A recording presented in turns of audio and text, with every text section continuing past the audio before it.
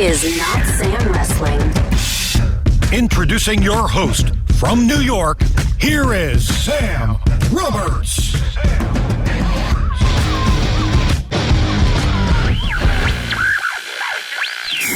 Well, I believe this is the first time that we've spoken in your post-WWE career, but I've certainly been keeping my eye on it because it's kind of been amazing to watch.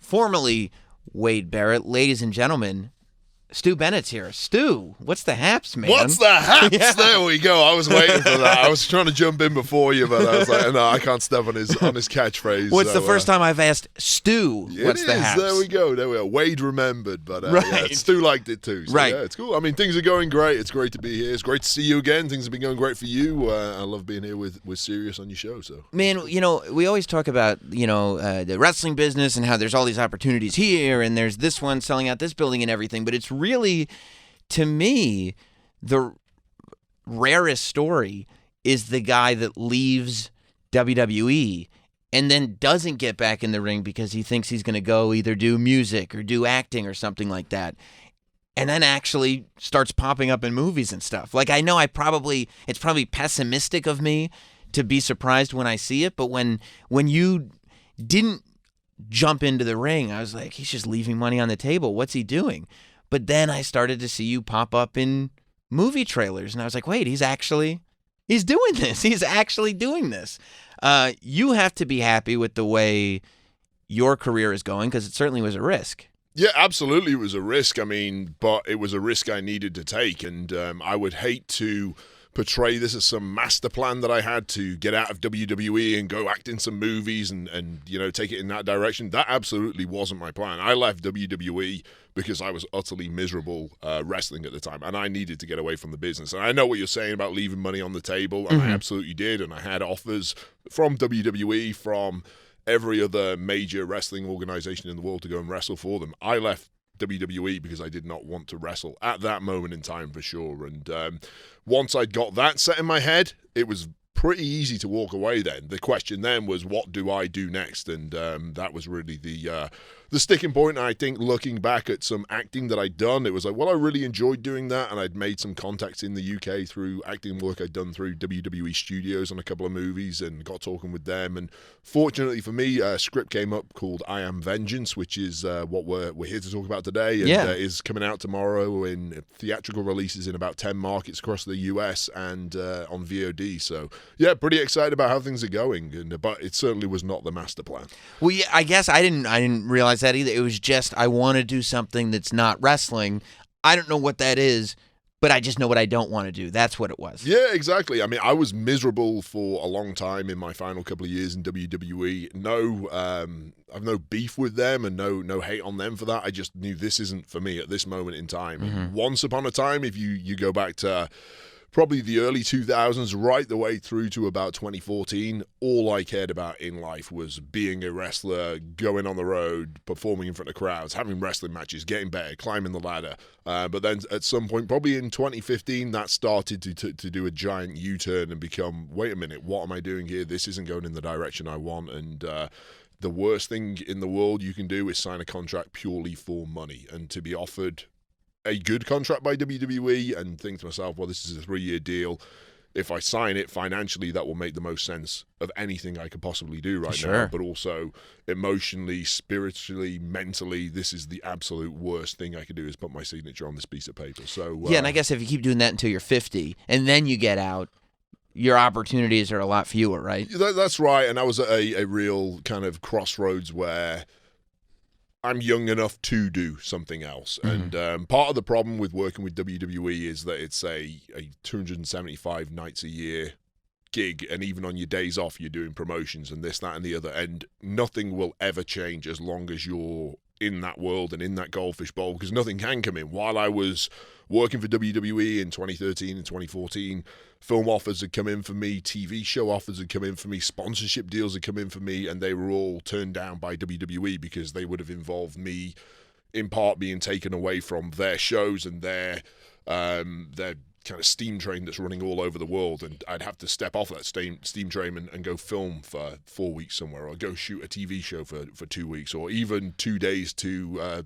film a series of commercials or something like that. They couldn't afford to take me off their shows for that period of time. So I knew that if I wanted to do something else, the only way you can do that is by first stepping away from WWE, and then to me figuring out, okay, how do I make contacts now? How do I start speaking to people in the film world and finding agents and that sort of thing? So one had to come first, and that was the kind of cutting off WWE. So it had to get, and that's not even a flaw of WWE, it's just the way the business works. Like, that's why people make a ton of money in WWE, because they run a ton of shows, but in order to run a ton of shows, the talent needs to be at the shows. That's it. It's a grind. It's a grind Right. lifestyle, and it never ends until you get hurt, and then you're sat at home rehabbing for 3 months or whatever it is, and getting back straight onto that train and grinding again. And that's really how you make your money in the wrestling world. But when you're getting offers to do other things that you can't accept, it must give you confidence that if I were to leave, there is other stuff out there. Because if I'm turning stuff down now, that means there is an interest in Stu being outside of the ring, right? For sure, that was definitely something in my mind. I knew the feedback I got from directors and people I'd worked with while I did the WWE Studios movies were positive. Reviews on my performances and stuff were positive, and the fact that calls were coming in and emails were being exchanged about me doing other things while I was with WWE certainly gave me a level of confidence. But there was still obviously that leap of faith that, okay, they have come in. That doesn't mean that now that I'd make that jump from WWE and WWE is no longer attached to my name and I'm no longer Wade Barrett, Right. is that still going to come in? So there was definitely a huge leap of faith for me there. I always knew in the back of my head, though, as the safety net, look, if this doesn't work, I can accept an offer from, let's say, TNA or Japan or even in the UK. There is money to be made in the non-WWE wrestling world now more so than ever. And, you have to look at some of the things that have gone on in the wrestling world for the last couple of years. So I knew ultimately I wasn't going to starve, but I also knew that I wanted to go away and start doing other things. Yeah, and there is this thing because what you're also letting go of is a promotional vehicle that obviously movie studios that want you more for that promotional ability than for your talent. Those offers aren't going to come in anymore. At the same time, those might not be the offers that you want because they don't actually want you for you. This movie that you found, it's amazing because not only is it a legit film and you get to do what you wanted to do, but you're the star, you're the hero, you get to do badass stuff the whole time. Like, it's pretty amazing. Did you turn down stuff on your way to get here?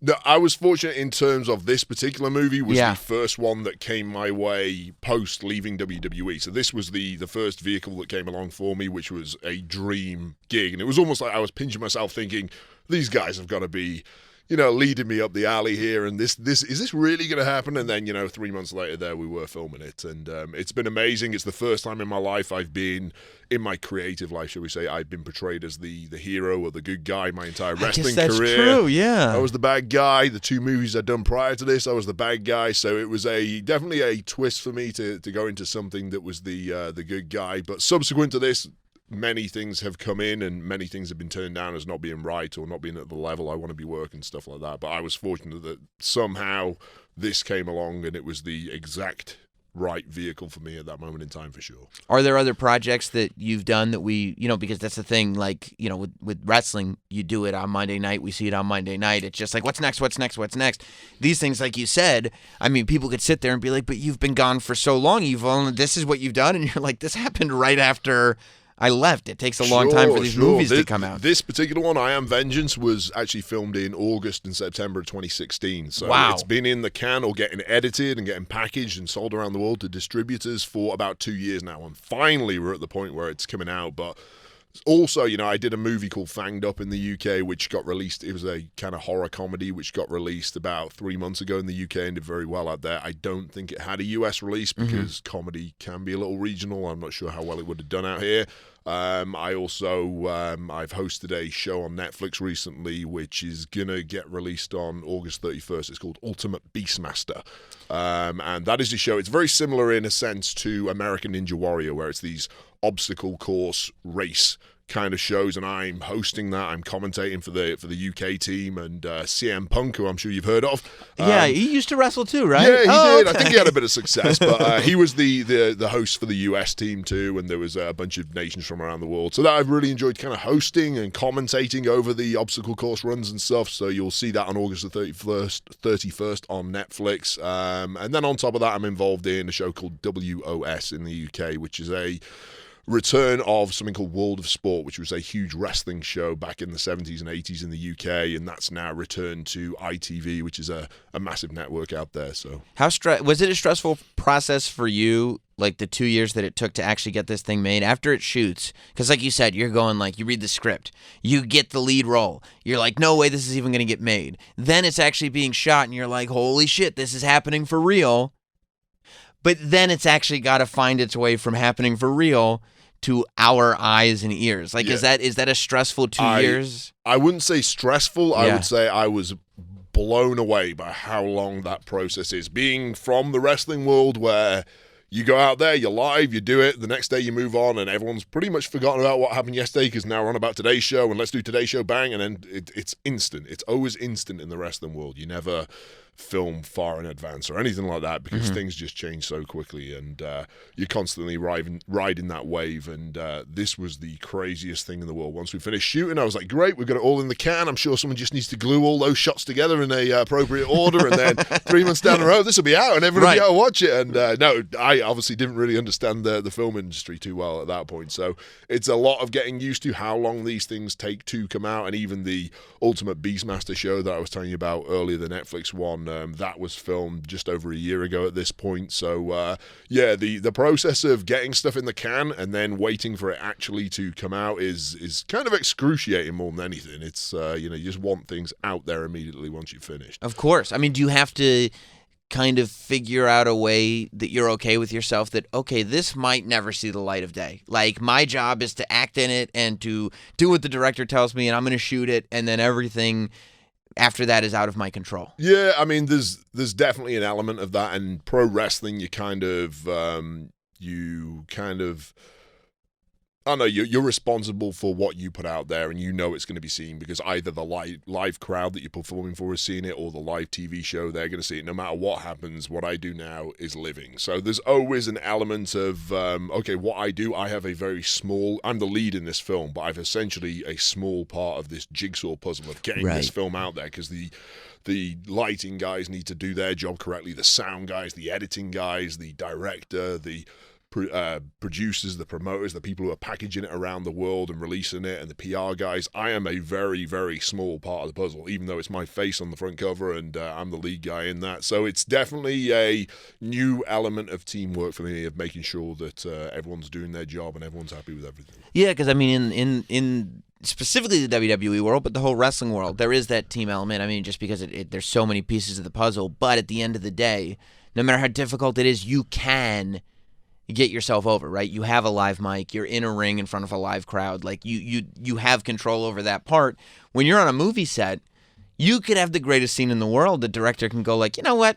Let's use the take before where I kind of sneezed halfway through or something like that, or so it's there's an element of faith. But the cool thing about it was the people I was working with at Evolutionary Films who made I Am Vengeance. They're great professional bunch. They're a pretty young production company themselves, and this is a huge vehicle for them as much as it is for me. So they're going balls to the wall and making sure everything is perfect. And part of the process of taking 2 years to get it out there was because it was initially edited, sent out to a test market.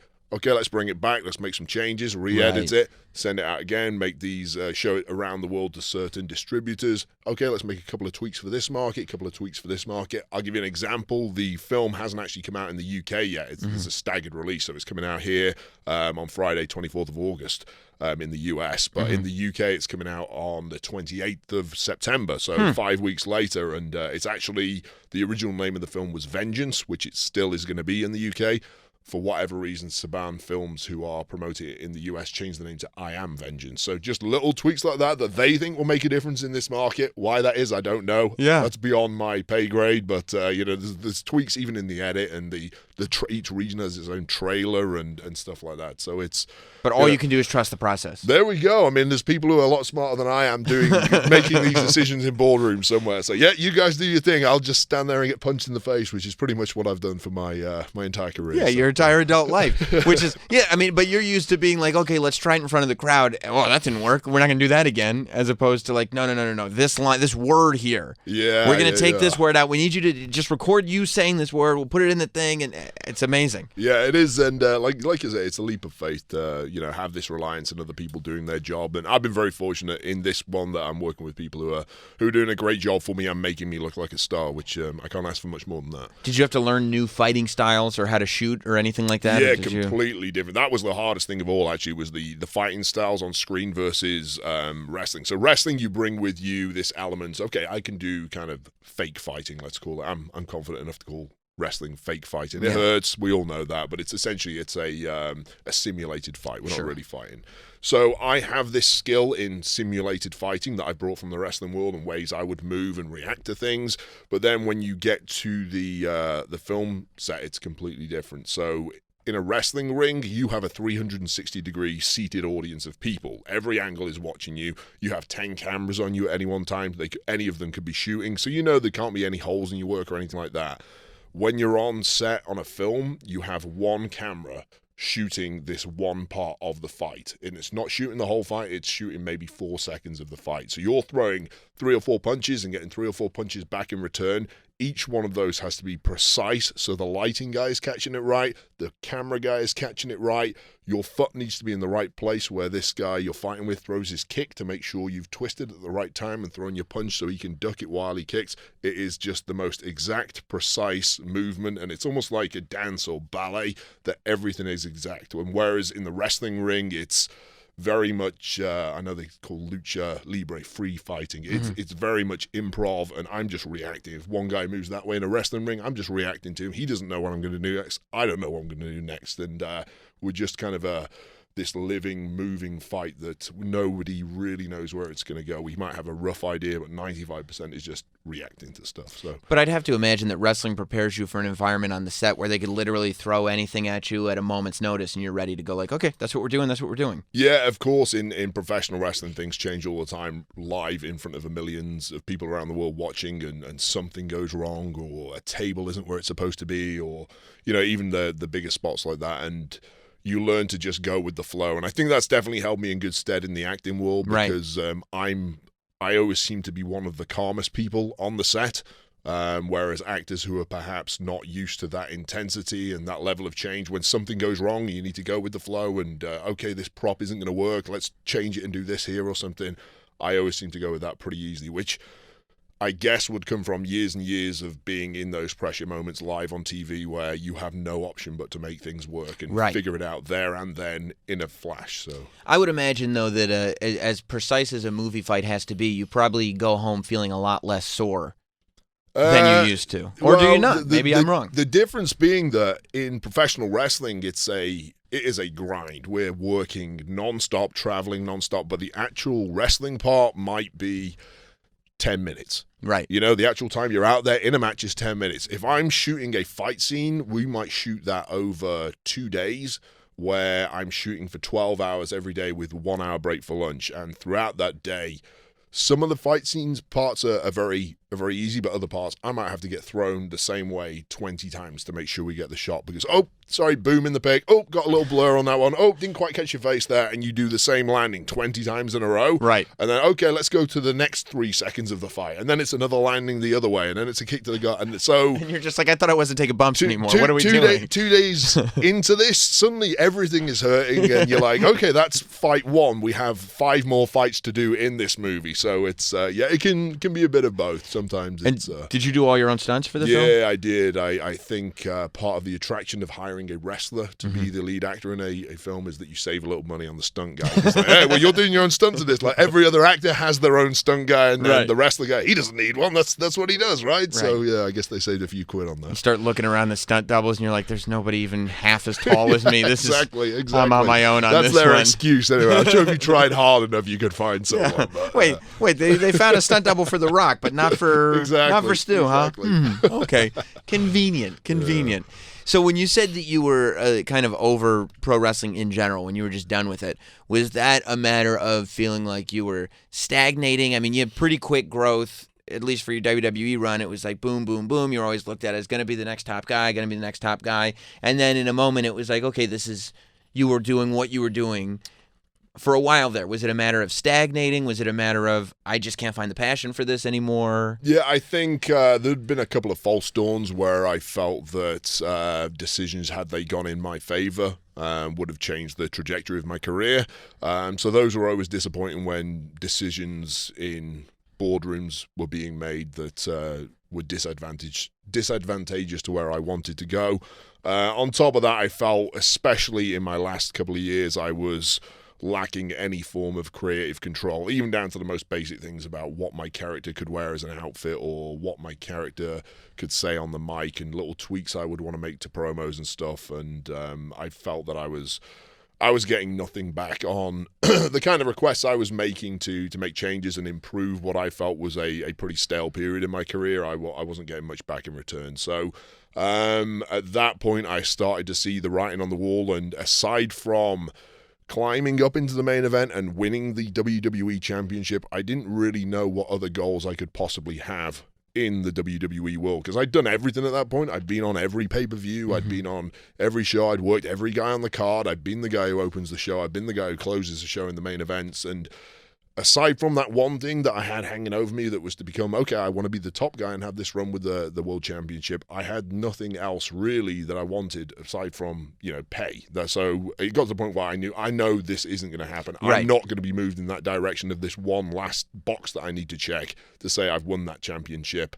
So aside from that, I was just really going through the motions for pay, which once you realize you're living life like that, for me personally, it wasn't a great place to be mentally at all, and that's pretty much when the decision came to move on and do other things. So you talk about checking boxes. Now that you've got everything that we just talked about, you got Beastmaster coming out, you got I Am Vengeance, which everybody is about to see, and you'll be able to find it whatever on demand. I love that movies are coming out on demand, because if you're in one of the 10 markets that it's in, you should definitely go see it in theaters, just because I don't know, I still like going to movie theaters. I think that's the way movies are supposed to be seen, and I think if you're listening to this and you're a wrestling fan, we should support the guys that we liked in the ring when they do something else. You know what I mean? Like, I just think we should support that and go see it in a movie theater. But it's also very convenient that you can either turn on cable on demand or iTunes or whatever, and you can see the beautiful face of Stu Bennett staring back at you and just click it. It's beautiful from certain angles in certain lights. Let's be clear. If you get me straight on in good light, it's horrific.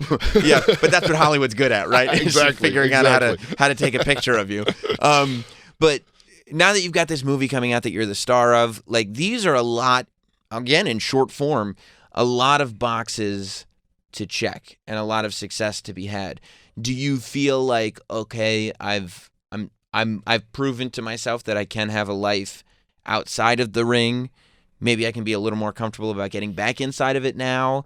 Or do you like doing this outside of the ring and think that this is the road you want to keep going on? I think one of the things that happened to me in my last couple of years with WWE, where I realized how unhappy I was in that environment, was that I realized perhaps as I'm getting older, I need variety and balance in my life. And I will always have a piece of me that loves pro wrestling and wants to be involved, and in some capacity I'll always be involved.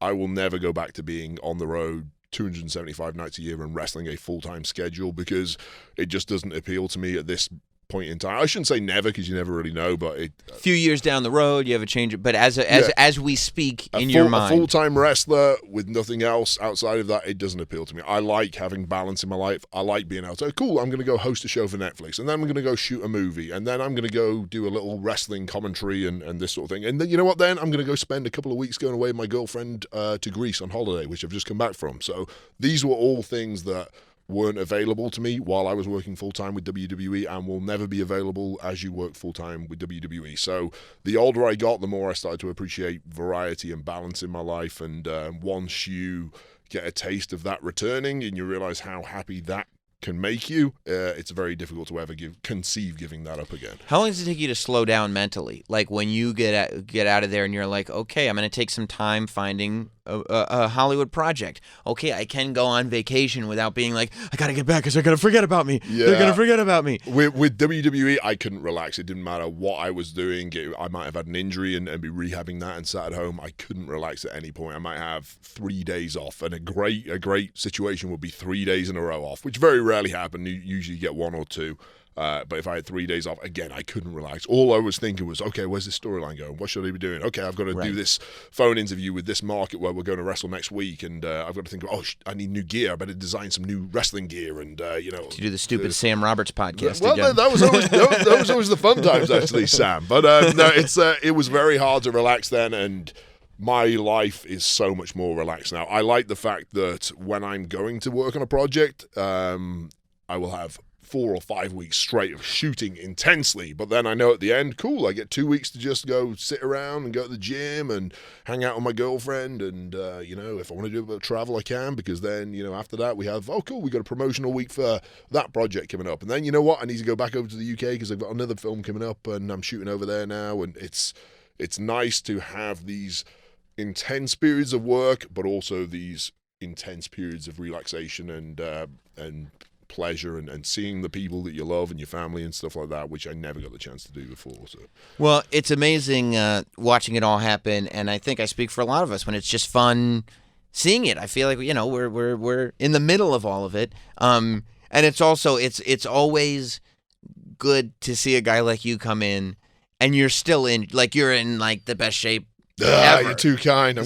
I'm glad we're on radio and no one can see my big fat belly. Well, yeah, I mean, all I see is the biceps, so I know your arms still look good. So it makes me feel like at a moment's notice you could just jump back in there. Yeah, and we'll never say never, right? And shock the world. But everybody, make sure you go out of your way to check out I Am Vengeance, whether it's in a movie theater or it's on demand or whatever, and check out what Bad News Barrett has been doing with his life since that part of his life ended.